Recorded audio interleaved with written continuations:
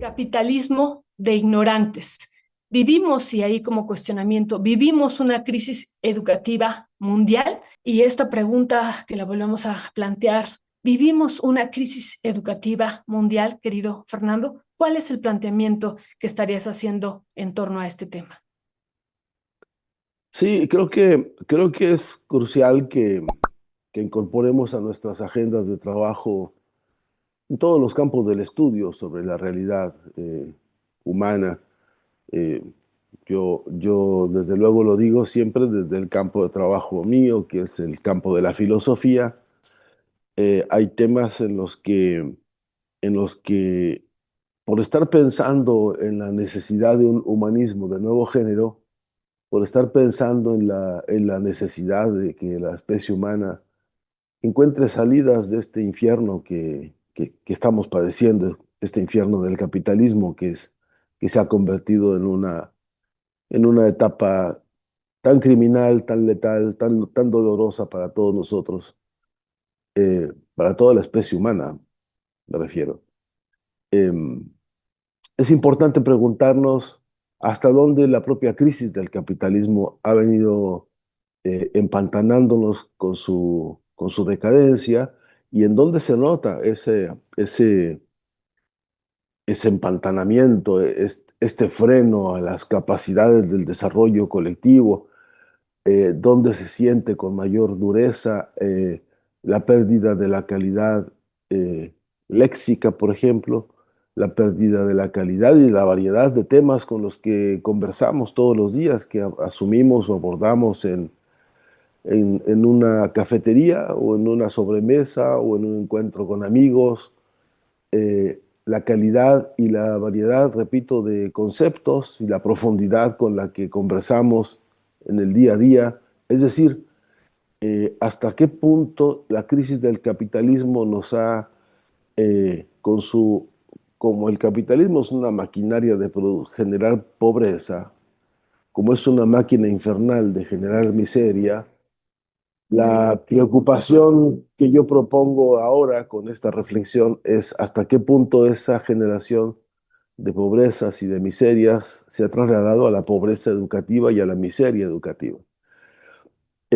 Hay rubros, desde luego, que son muy genéricos, que son muy obvios. La propia ONU y la UNESCO se encargan permanentemente de referir la cantidad de personas en el mundo que no tienen acceso a la educación hoy. Algunas que ya de por sí no tienen acceso ni siquiera a la alimentación ni a la salud básica, tampoco tienen acceso a la educación. No son pocos los millones de personas en el planeta que están padeciendo esto.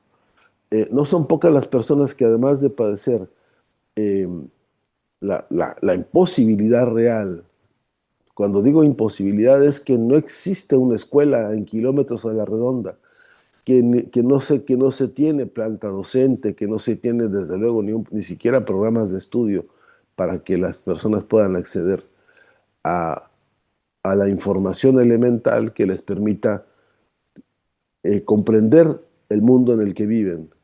Eso incluiría desde luego comprender la geografía, la geografía básica que necesitamos, comprender básicamente los recursos naturales que nos son históricamente propiedad, ¿no? Aquellos recursos naturales con los que hemos crecido y aprender cómo han sido los procesos de la agricultura y cómo han sido los procesos de la minería y cómo aprendimos a la navegación y cómo aprendimos al desarrollo de las industrias y cómo desarrollamos lo que entendemos como las fuerzas productivas.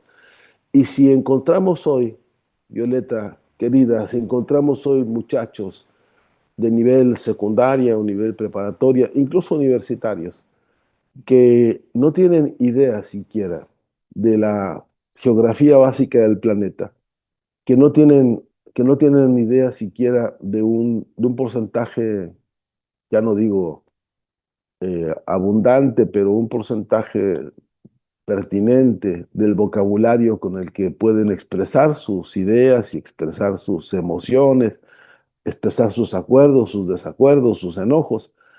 Es decir, el empobrecimiento de la educación que se va expresando en el empobrecimiento de la capacidad léxica, que se va expresando en esto que llamamos el capitalismo de ignorantes, ¿no? Yo en esta reflexión eh, sí me permito levantar un dedo para señalar como responsable de esta crisis educativa planetaria al capitalismo, porque es inaceptable lo que está pasando, Violeta. Es inaceptable lo que está pasando, repito, por el ningún acceso que millones de personas tienen a la educación básica, pero también porque en la educación ya existente, el capitalismo está desplegando conductas agresivas, conductas depredadoras, conductas que no solamente no están contribuyendo con el desarrollo de la educación, sino que están destruyendo los aparatos educativos que habíamos venido heredando con algunas victorias importantes. En algún momento de nuestra historia, el objetivo fundamental de la educación era desarrollar el pensamiento crítico de los pueblos. Esto se planteó incluso como un baluarte en algún momento de las teorías importantes de la educación, de la mano de Paulo Freire y de los grandes importantes teóricos que piensan en la educación popular. Pues resulta que ahora el sentido fundamental es el de la competencia, el de la subordinación, el del acomodo, el de arrodillarse para conseguir las chambitas y conseguir la simpatía de los jefes y lograr el ascenso, lo que algunos llaman el ascenso social, lograrlo con palmaditas en la espalda porque se es productivo, porque se es dócil y porque no se tiene nunca ni en sueños una actitud crítica frente a las muchas cosas que nos preocupan tanto, ¿no? De los lugares en los que vivimos, del planeta en el que habitamos, de las condiciones históricas, de cómo hemos venido viviendo nuestros pueblos en sus distintas diversidades, y mucho menos en las perspectivas del corto plazo que estamos viendo, al calor y al galope de este capitalismo que está en proceso de destrucción, que está en proceso de descomposición, una descomposición que está siendo muy larga, muy costosa y muy terrible para todos nosotros. Entonces, que yo creo que es importante preguntarnos en las escalas diversas de nuestros distintos geografías o localidades, preguntarnos en qué estado está la educación que recibimos. Algunas personas, lamentablemente, ya ni siquiera pueden preguntárselo porque ya quedaron fuera del radar de la educación y entonces muchas personas no, ya ni siquiera saben qué cosa es educación de calidad y qué cosa es caer a lo que hay, donde hay. Por ejemplo, hay proliferación, sí, de universidades y de centros en los que la educación se volvió un vulgar comercio, donde la exigencia de la calidad del conocimiento es virtualmente ninguna, y donde generalmente se titulan con mucha facilidad algunos nuevos profesionistas que terminan siendo unos petulantes, unos ignorantes petulantes y engreídos, porque ahora lucen su ignorancia bajo el título de alguna de las carreras que les venden, porque en realidad es un gran negocio para muchos. Eh, y a esto que acabo de decir, Violeta, le faltaría contrastarlo con las necesidades históricas básicas del país. Le faltaría contrastarlo con lo que realmente está necesitando el proyecto de nación en el que creemos, el proyecto de país y el proyecto de humanidad en el que confiamos, por el cual apostamos, en donde la sola idea de crecimiento implica crecimiento de cantidad de personas y de calidad de vida de las personas. Entonces, sí que estamos pensando, ¿por qué no?, en que más mexicanos y mexicanas, para hablar de nosotros ahora, tengamos mejor y más acceso a la alimentación, por ejemplo. Y la pregunta es, ¿cuántos profesionales están hoy preparándose para mejorar la calidad de la producción con el menor daño posible a los ecosistemas, con la mayor rentabilidad posible en términos de capacidad y cantidad de alimentos para mayor cantidad de personas? ¿Sobre qué concepto lógico, inteligente y de auténtico desarrollo la canasta básica y el proyecto alimentario para un país. Y la verdad es que no se ve tan claro que estos temas estén desarrollándose como necesidades orientadoras del proyecto educativo. Lo mismo podríamos decir del campo de la medicina, ¿no? México tiene un momento de verdadera crisis de falta de médicos porque la pregunta es ¿dónde está la planeación? ¿Dónde está la planificación?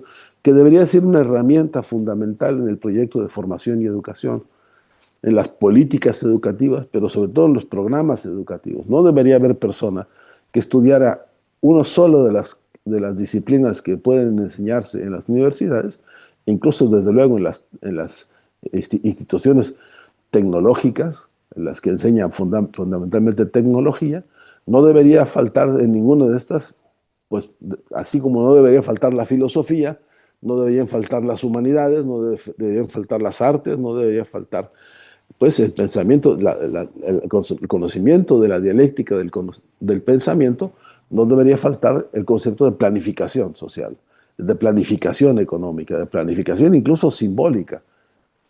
Y sin embargo, el resultado es que hay una especie de anarquía en esto que está permitiendo, repito, por un lado, la proliferación de profesionales, algunos de los cuales incluso ingresan inmediatamente a las filas de las docencias. Y entonces, ¿verdad que es preocupante ver que hay docentes que, egresados de la propia universidad, que le ofreció una formación deficiente, ahora sean multiplicadores de la deficiencia, más que multiplicadores de la excelencia? Y esto es una de las contradicciones duras que tenemos, ¿no?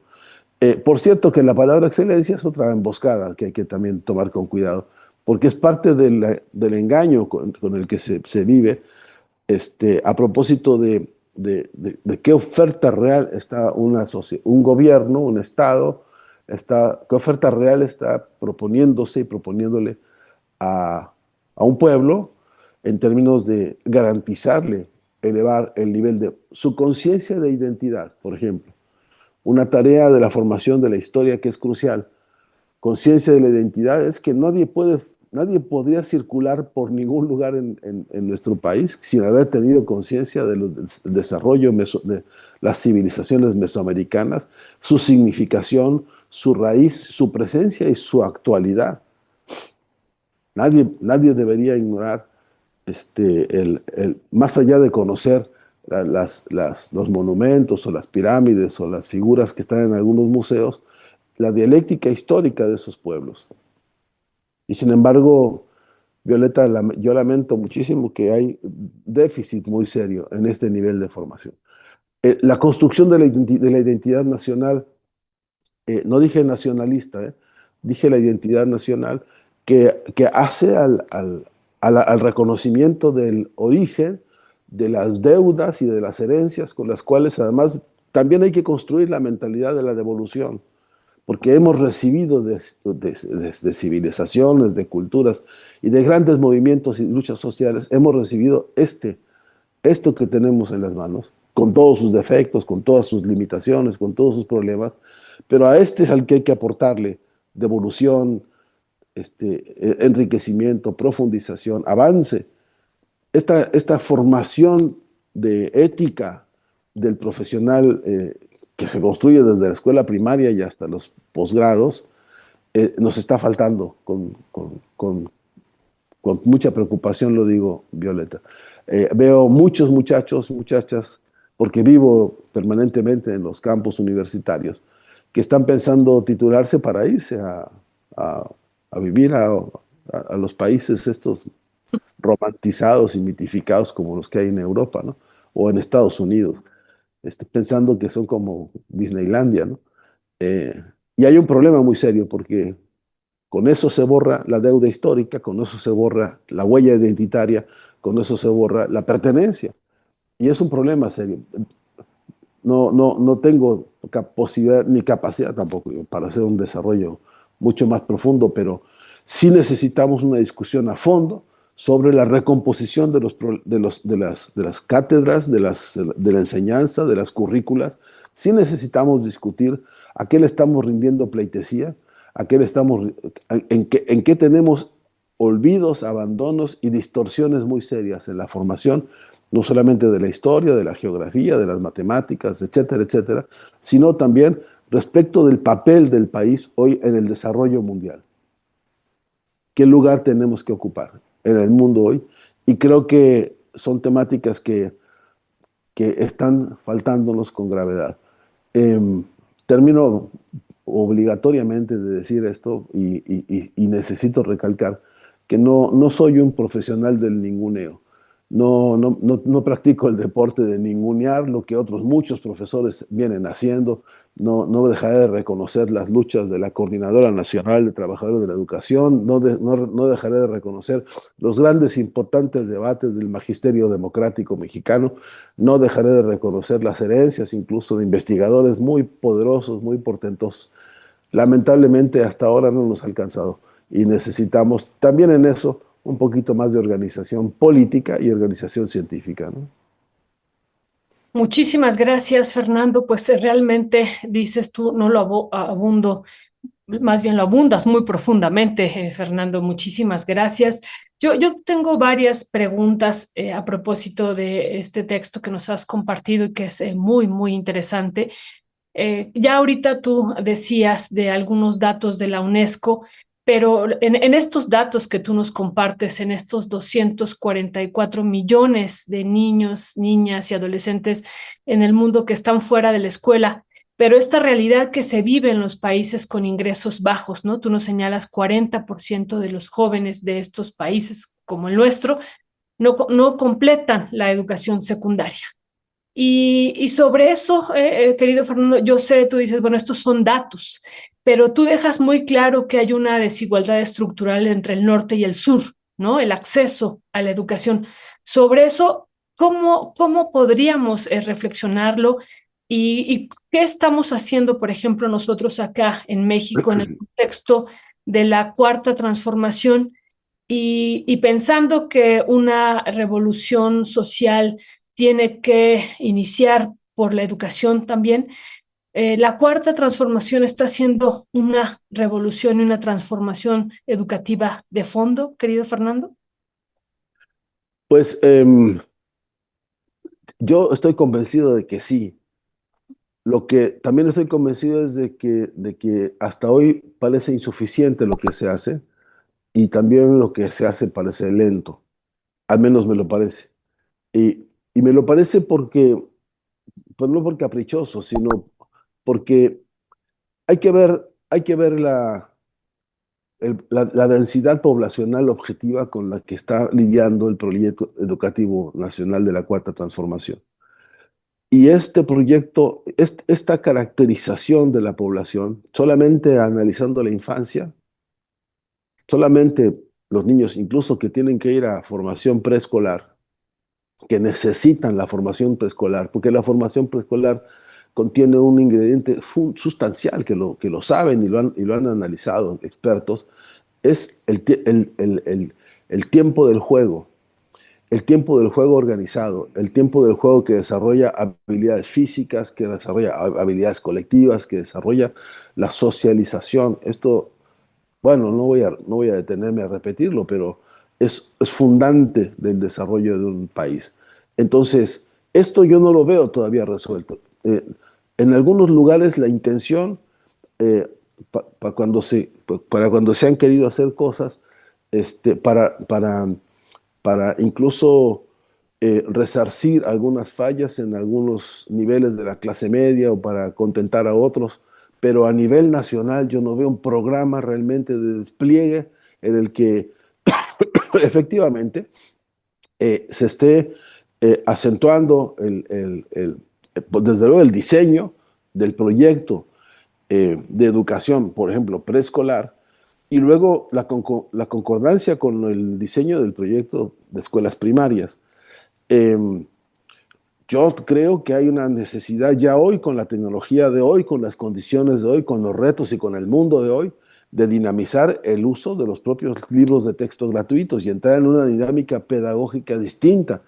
Y necesitamos formación, capacitación y desde luego salarios dignos El profesional de la educación es un profesional de altísima especialidad, con un montón de responsabilidades y con una especificidad de trabajo que es la cabeza de nuestros hijos. Entonces, no se puede, no se puede seguir jugando a esta cosa de titular y titular normalistas, a los que no se les ofrecen condiciones reales de desarrollo con un salario digno y sobre todo un proyecto de desarrollo profesional que lo involucra con su formación para la tarea, digamos, de docente de primaria, pero también para los siguientes pasos en los que hay que hacer del trabajo de la educación, del educador, un proyecto de profesionales altamente valorado, altamente apreciado y altamente reconocido por toda la sociedad, repito, con los salarios dignos, con las metas, con los programas de formación, con los alcances, que no puede y no debe decidir un burócrata de coyuntura. Y este es un problema que la cuarta transformación todavía no alcanza a resolver, porque todavía el propio secretario de Educación tiene unos desafíos brutales para comprender el proyecto educativo, empezando por los propios, por sus propias limitaciones, hasta verbales. Y hay problemas en los que se transparenta eh, la poca o ninguna especialidad o especificidad de un funcionario como este en los campos, por ejemplo, de la educación. México debería ya hoy ser un protagonista destacadísimo con un proyecto de vanguardia educativa desde la primaria, la secundaria, la preparatoria, con profesores, repito, formados como profesionales de la educación, formados con, repito, con todo el apoyo económico, académico, político, ético, etcétera, para liderar en toda América Latina una corriente de educación transformadora que hoy por hoy no se ve todavía. Tenemos los recursos, tenemos el tamaño del país, tenemos la historia encima, tenemos, repito, 5 civilizaciones atrás de nosotros y tenemos 4 épocas que son las 4 etapas de la cuarta transformación como demandantes. Y tenemos una consigna que para mí es irrenunciable, que para mí es el acicate de los acicates, que es el reto de todos los retos. Nos propusimos una revolución de las conciencias y repitiendo los formatos de los modelos positivistas, repitiendo la taravilla esta tediosa y aburrida del profe o de la profe, que por cansancio, por extenuada, por saturada, incluso por eh, extenuada de la burocracia, ¿viste? Esa burocracia extenuante que es, ¿ahora qué hacemos con 60 niños? ¿Y ahora qué hacemos con 50 en el aula? Porque hay una economía política de la relación pedagógica que no se valora, que no se aprecia, que no se sintoniza con la realidad de la cantidad de niños y la cantidad de profesores y la calidad de los objetivos mutuos. Entonces, sí que me parece que la cuarta transformación tiene todavía muchas deudas, no solamente en el muy corto plazo, sino muchas deudas también en la movilización de un proyecto de educación que primero nos ponga en claro la cuarta transformación educativa, hacia dónde tiene que ir, la revolución de la conciencia desde las escuelas de educación preescolar y hasta los posgrados, ¿dónde está la revolución de las conciencias? Que es premisa de todas las premisas del segundo piso de la cuarta transformación. ¿Dónde está en términos materiales, concretos, programáticos, sistemáticos? ¿Y con qué equipo vamos a hacer eso? Hay que crear formación de formadores, porque es muy probable que enunciemos la urgencia de una revolución de las conciencias y esos que protagonizan la revolución no hayan revolucionado ni un solo milímetro de su propia conciencia. Es perfectamente posible y es inadmisible que esto ocurra. De modo que me parece que no está mal, Violeta, reflexionar sobre este tema y contrastarlo. El mundo está cayéndose a pedazos. En el mundo hay un retroceso civilizatorio escandaloso, monstruoso, macabro. Y no podemos estar nosotros frente a esto como espectadores, repitiendo como loros modelos educativos que hoy no nos ayudan a poner los pies sobre la tierra y mucho menos no nos ayudan a poner los pies sobre la tierra con una mirada crítica, profunda y transformadora, ¿no?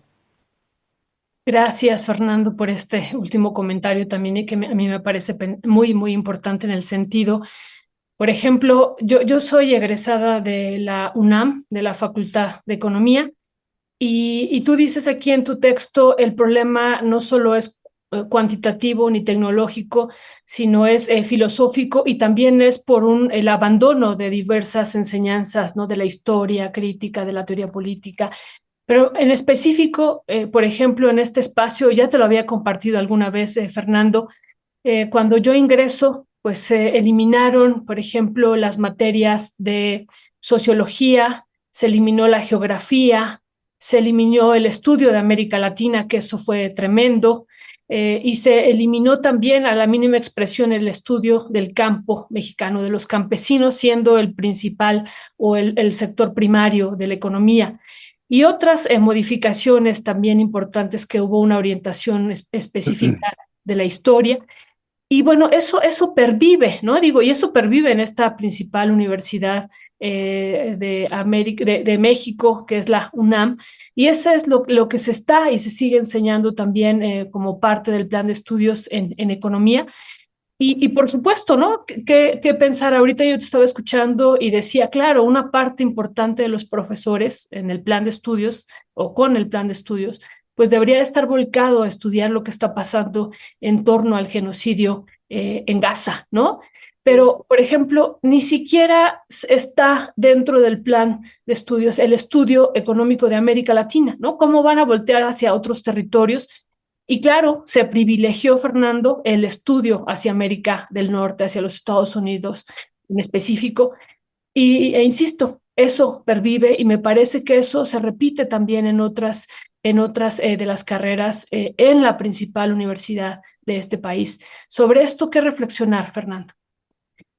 Sí, hay escalas, Violeta, que podríamos nosotros recortar con matices.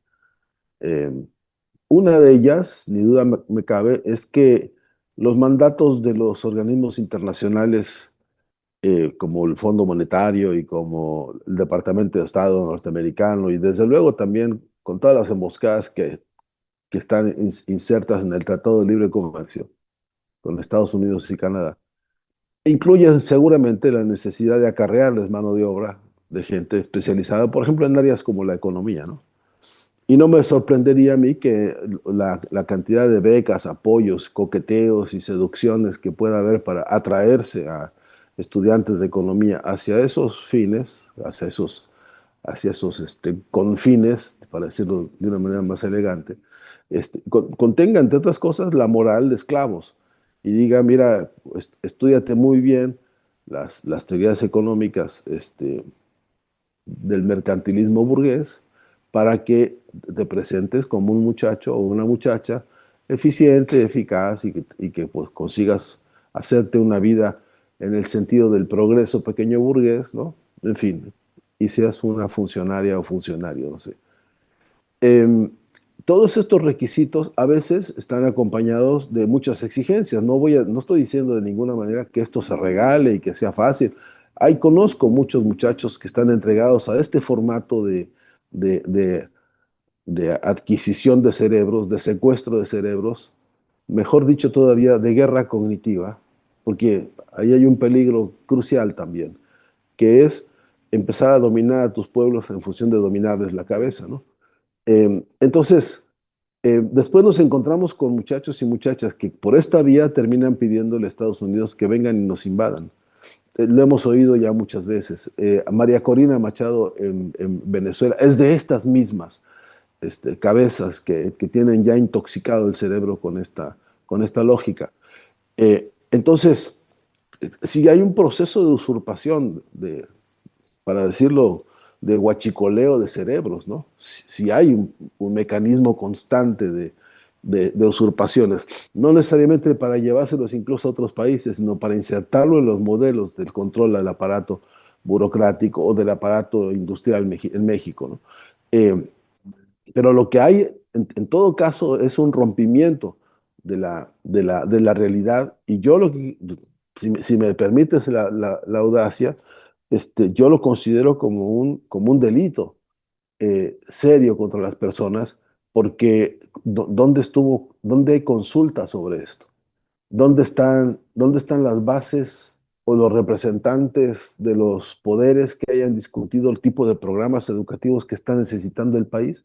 ¿Dónde hay un consejo académico en las cámaras de diputados que se detengan a revisar esto? No, no el palabrerío de la burocracia